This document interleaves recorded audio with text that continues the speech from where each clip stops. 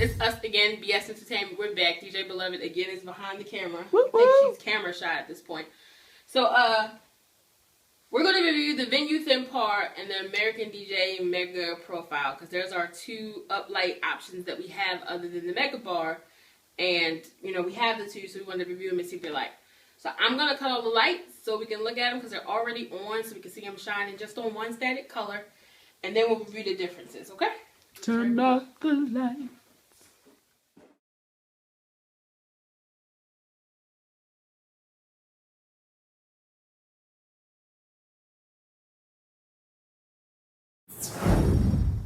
We are rolling. Oh, my bad.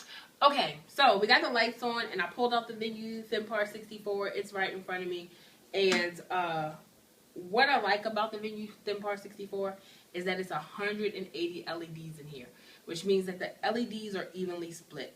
I get 60 green, 60 red, 60 blue, which means that the color, for the most part, is always even because it's not a variance. And I say that because a lot of other lights that you will buy will have a variance. Much like the American DJ, there are 108 LEDs in here, and it's split 26, 36, 46. 46 being the green, I think red is 36, and blue is 26. Meaning my green is the brightest light that I can get, and the blue is the least amount of brightness that I can get from this light. That doesn't mean that that's a bad thing. I'm just telling you this is going to be even on all the colors. They'll all have the same amount of brightness.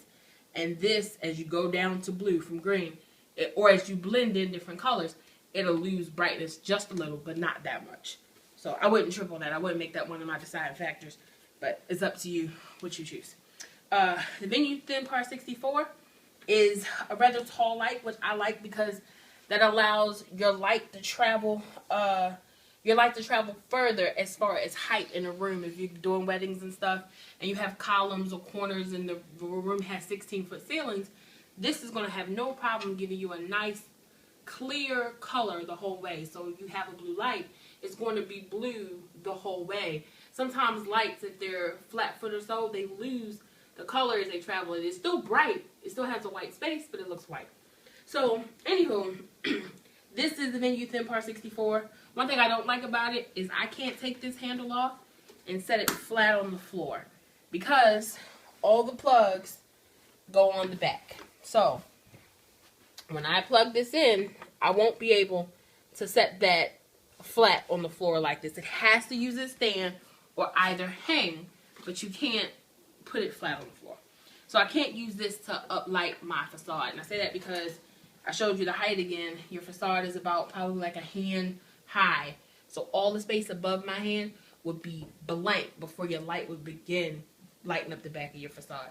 So what I do like about this is they use a universal plug output on the back. So as I daisy chain, I can take this plug here, plug it in, and continue to run the different type of lights. I can even plug like an AC adapter, whatever kind of plug I want to plug in here. It fits for the most part. I haven't had a problem plugging any light in here. On the American DJ, you'll see that that's quite different. But let's grab it and see the difference.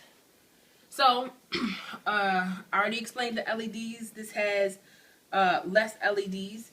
It also has a space removed in there. I don't know if you can see that, but one of the LEDs that is in, if you get the American DJ like this, but it doesn't have RC in the back, it'll have an extra LED because they took out that LED to make space for the remote control receiver.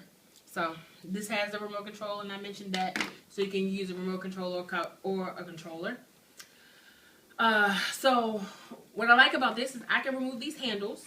So I can use it to hang, just like I mentioned on that. I can use it with the stand, or I can take the stand off and set it on the floor. It has these 4 feet on the bottom along with the menu, and I can set it on the floor like that.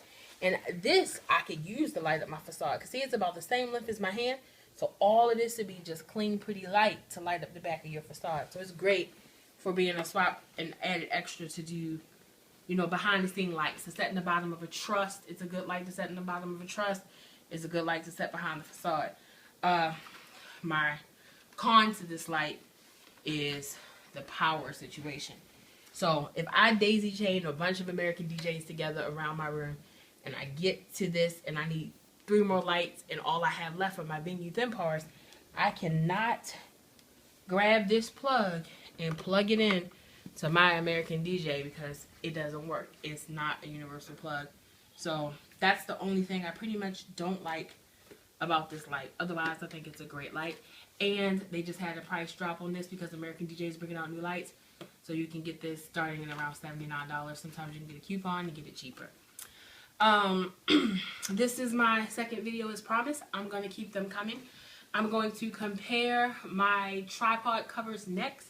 So I have Scrim King covers. I have white. So far I've chosen white, and I choose to do both sides, and I'll explain that in that video. And then I also have Gator, so I'm going to compare the two makers and see which one I like best. I hope this video has been helpful. I don't know if it has or not, but hit us up, leave comments, let us know what you think. Next thing I'm going to do a review on is tripods. I'll probably post a video of us mixing, so you can see not only are we interested in making it pretty, but we also want to make it sound good. I'm DJ Step It Up, and behind the camera, behind the camera is DJ Beloved, and this is my sleeping dog Chocolate. Isn't he beautiful? Alright, catch you guys later.